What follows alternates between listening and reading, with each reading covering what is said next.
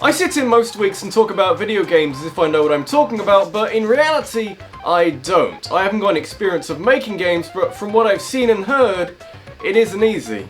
Glitches are a curious beast. You'd think that we as gamers would be aggravated when some part of the game's coding doesn't work as intended, but there's some spectacle associated with seeing a video game having a breakdown. Especially nowadays, since quality assurance and bug testing have been proven to be more important, but with so many calculations going on with modern games particularly, the scope for everything to go wrong is quite exciting. Only really leaves me to wonder what makes a glitch great.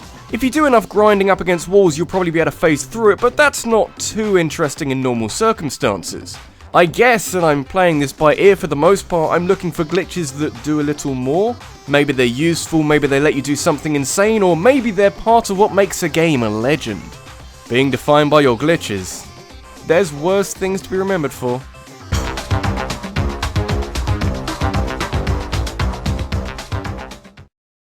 A lot of the glitches that I'll be talking about today are flashy and ridiculous, but ultimately kind of worthless in the grand scheme of getting an advantage in the game. If you're going to do something that will leave the game begging for mercy, it would be nice if you got more out of it than just this kind of stuff. And you can always use a leg up in RPGs, so if you're going to make duplicating items this easy in Diablo, how could I refuse? Oh man, not only are potions great for not dying, they're also pretty handy when you want to manipulate the game's programming in your favor. In actuality, I don't think you have to use a potion in the process, but hey, you're always gonna have potions, right? Basically, you drop the item you want duped onto the ground, walk away a bit, click on it, and then just as your character picks the item up, you can click on another item in your inventory at the same time, and turn the second item into a clone of the first item. I mean, it's not too flashy, but damn is it useful and can be applied to any item in the game. In fact, it was so popular that Blizzard went to special lengths to make sure that it didn't happen again in the sequel. Sadly, you can only enjoy your morally ambiguous duplications in Diablo 1 and no other game in the franchise. You know, for a series named after the Spanish word for devil, they sure are uppity about the morals behind cheating.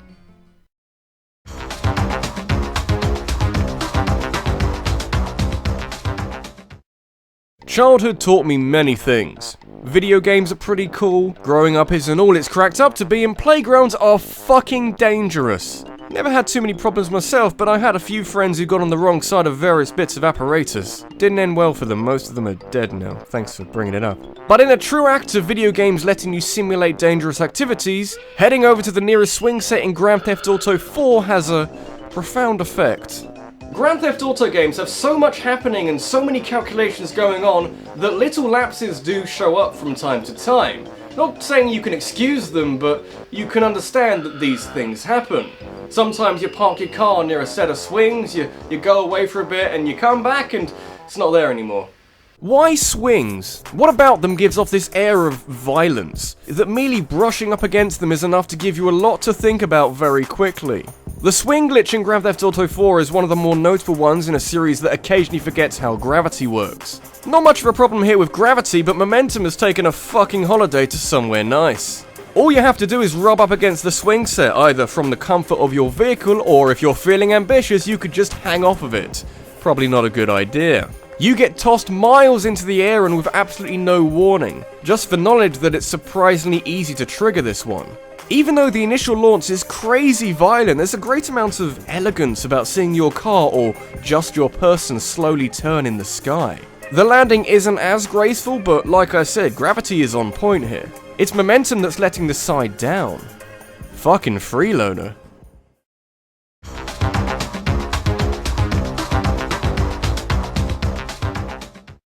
If Grand Theft Auto has a lot of calculations going on in the background that affects the applications of physics in its engine, Mario games have a little less going on. Well, apart from the Super Mario Galaxy games, quite a lot happening in those. But even though the engines used in the 3D Mario games might not be under as much pressure, there's still plenty of ways of doing ridiculous things with them. Super Mario Sunshine has always been my favourite for screwing around with its physics, and with the help of the rocket nozzle and some helpful enemies, you can reach new heights in a big way. So, you're minding your own business, just balancing on one of these ropes in Bianco Hills, occasionally using the rocket nozzle in such a way that doesn't actually launch you up, since you're attached to the rope, when suddenly one of these wind spirits comes along and knocks you flying. And not just a little bump into the air, I mean the combined force of all of those rocket nozzle blasts you didn't use on top of the knockback from the enemy. The end result is striking. You get flung so far up into the air that you could read a book in the time it takes for you to land again. Interestingly, on your trip back down, you can see that the other areas in the game are, in part, rendered, despite there never being a need for them. You can't even see them without this glitch, so you've got to wonder why they're there at all. Oh, and also, even if you don't land in water, you take absolutely no fall damage from this whatsoever. The game's physics are so confused right now.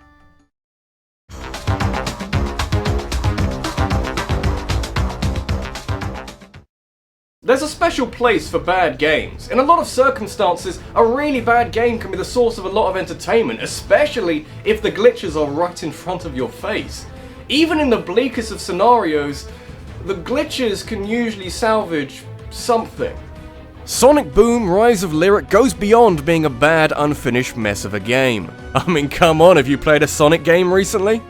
I'm kidding. But even Sonic 06, one of the worst AAA games ever released to the public, still has a certain amount of charm in how it goes about its horrendous business. Sonic Boom, meanwhile, is a soulless showcase of just how far Sonic the Hedgehog as a franchise has fallen over the years. There's virtually no redeemable features, save for one very useful glitch. The Knuckles jump glitch is the icing on the top of this bland, vastly disappointing cake, and I mean that genuinely. As in, this is one of the only enjoyable parts of the game, and it wasn't intentional. By pausing the game during Knuckles' jump, you can start the animation over again, allowing you to repeat this a bunch of times to jump to unrestricted heights and bypass huge parts of the game, including being able to beat the whole game in under an hour. It'll also let you skip other huge parts of the game and reach areas that either haven't loaded properly, or you shouldn't be allowed in at all. In other words, what is arguably the easiest glitch on here to pull off acts as the method of finding other glitches. And of course, the only thing I enjoyed about Sonic Boom got patched out the game not long after it was discovered. Maybe you should think about patching the pitiful story or the boring combat. Know your priorities.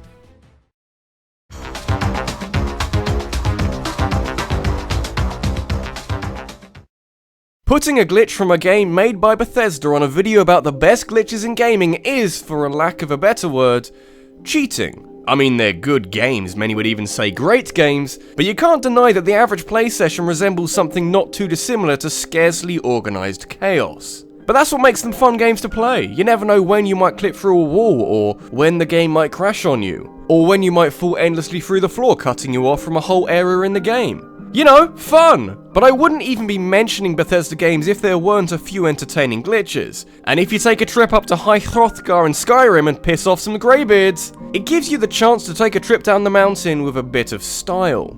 A lot was made of Fusro-daring the wildlife off the side of cliffs and watching them fall to their doom, but in a true act of karma, the greybeard, the master of the voice, can do the same to you. But the fact that it's more than a simple push means quite a lot here. If a greybeard freezes you on the edge of a mountain and you fall off, the resulting descent becomes quite the show. I'm not sure exactly why, but as you tumble down the mountain, you start spinning faster and faster until you get to the point where the game starts to distort your character model. For someone who's supposed to be frozen, there's a lot of movement going on here. At this stage, all bets are off. You might thaw out, at which point you'll drift gracefully down to the ground, or you could confuse the game so much that you clip through the walls and come to a stop in the world below. So, you know, respect your elders or they'll freeze you and twist the laws of gravity and momentum. The sooner you know.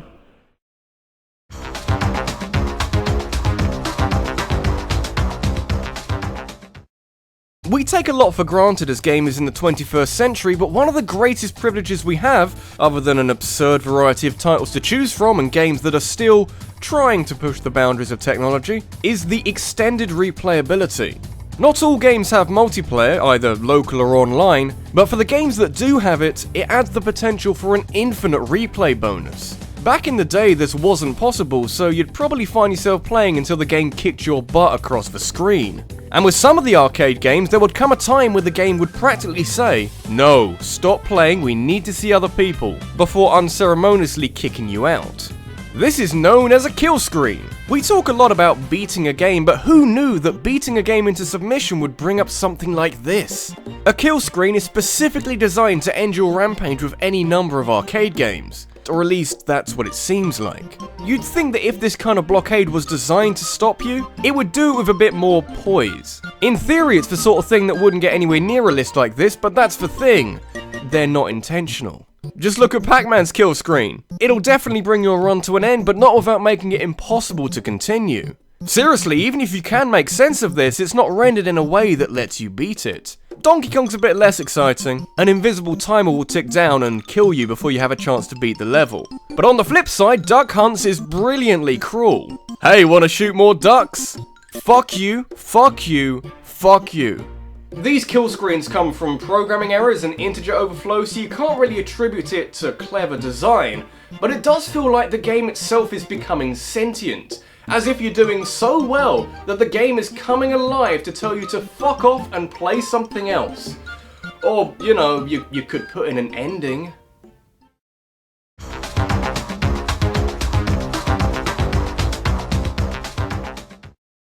Nowadays, where the game's info is stored is nicely tucked away inside the game console on a disc. You can play your game happily in the knowledge that nothing's going to interfere with your game on a physical level. But what if you want to? Maybe there's some kind of glitchy benefit to be had by having a fiddle. I really wouldn't recommend it though. Not sure how you'd do it with a disc anyway. But even with a cartridge like with the N64, screwing around with it can have some dire consequences, including corrupting save files and permanently damaging the cartridge. But on the off chance you tilt the cartridge on a game that doesn't suffer from these problems, the payout is very much worth it. Aw, Pikachu, you really are the cutest, cuddliest mascot in the whole wide— Whoa! God, Pikachu, I'm so sorry! Cartridge tilting itself isn't a glitch, but my god does it roll out the red carpet for a huge number of glitches. With it, you turn an ordinary session of Super Mario 64 into a nightmarish fast track to Chaos Edition, complete with a screechy soundtrack. Use it with Ocarina of Time to send Link flying across the screen and occasionally through walls. And if you go a bit further and input a sequence of button presses, you'll find that the debug team loves you. But then there's GoldenEye 007, which, thanks to the slight interruption of data that cartridge tilting allows, will turn any character on screen into a violent flurry of limbs. You can do this anywhere in the game and with any character, even a plane and a helicopter, but there's just something about triggering it on the startup screen. Bet you wish you could move like this.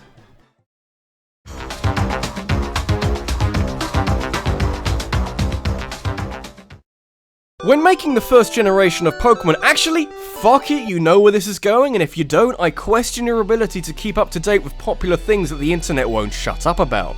Ruling over the commonplace balancing issues that plague Gen 1 is an entity by the name of Missingno. An entity that happens when you ask the game to access data for a non-existent Pokemon as a result of asking an innocent old man how to catch a Pokemon. Little do you know, old man, that you're the first step in the process of triggering the most famous glitch in all of gaming. When you watch the demonstration on how to catch a Pokemon, the game temporarily changes your name to Old Man, with your actual name being stored where the variable for Pokemon are kept. Basically, you have information in a place where it shouldn't be, and it goes back to normal when you encounter another Pokemon. Except, of course, if you surf up and down this strip of sea to the right of Cinnabar Island. That's where Missingno can pop up, and it doesn't get any more normal as time goes by. What makes this glitch fascinating is that it was covered and talked about for a long time like it was a legend that may or may not be true.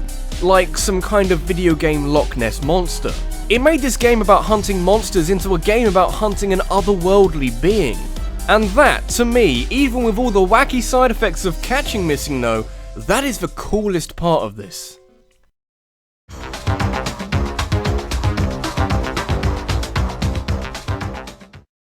I was talking earlier about how a lot of glitches don't really have much of a lasting benefit other than something to brighten your day a little, which is hardly a bad thing. You can't expect an accidental slip up from the game to be too beneficial for you. But if there's one group of people who really reap the rewards of finding and using glitches, it'll be those zany speedrunners. Any shortcuts or exploits you can find will probably have some use in pursuit of shaving fractions of a second off a run, but my personal favourite has to be from Ocarina of Time.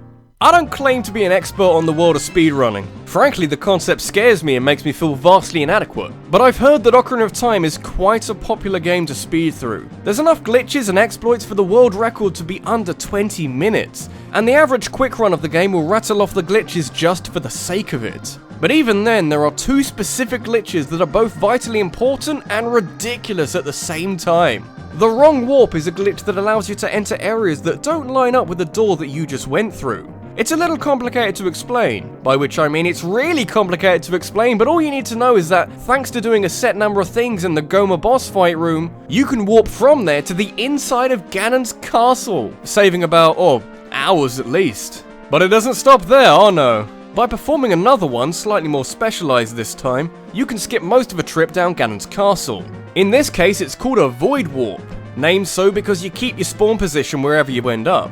These two glitches on paper seem pretty innocuous, but in practice, you're threading the eye of a needle. The precision required to pull these off is nothing short of frame perfect. And considering these glitches let you beat a game that usually takes an average of 26 hours to finish in 1/78th of that time, I'm rather inclined to respect them, even if I'm not so sure how they work.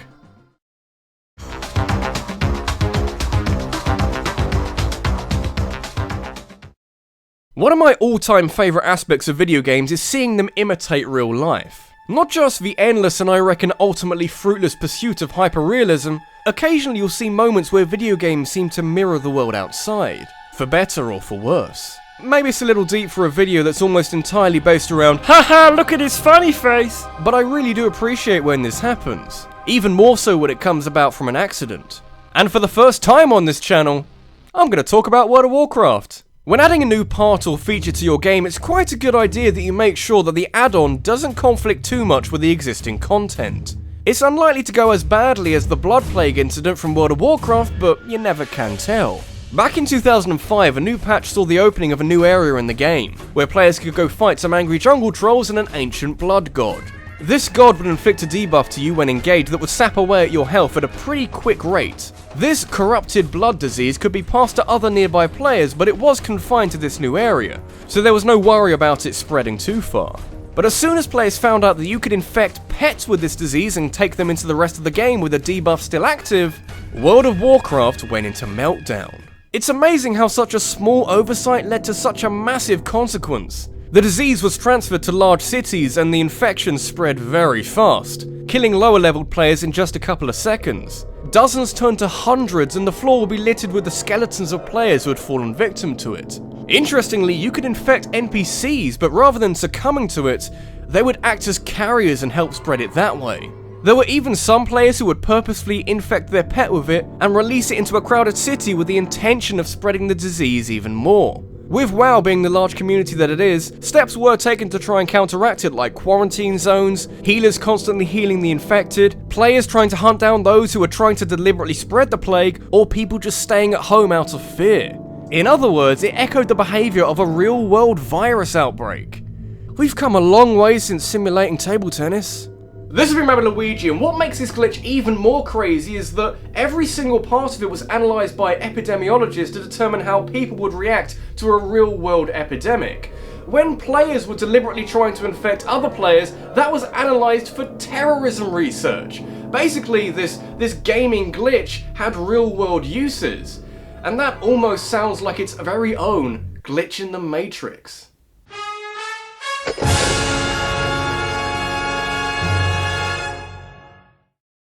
Hey everybody, hope you enjoyed that. You might not think it, but by making this video a few minutes longer than I usually do for a countdown, my workload gets interesting. It's when the video is pushing 20 minutes that I have 30-40% more of a video to make in the same period of time. Though there are worse things to get stressed out about. And hey, we're both lucky that I didn't get a PAX East in the end, otherwise I'd either have to make the video in advance or go a week without one. Both of those sound like a bad idea to me. Would love to go 1 year though.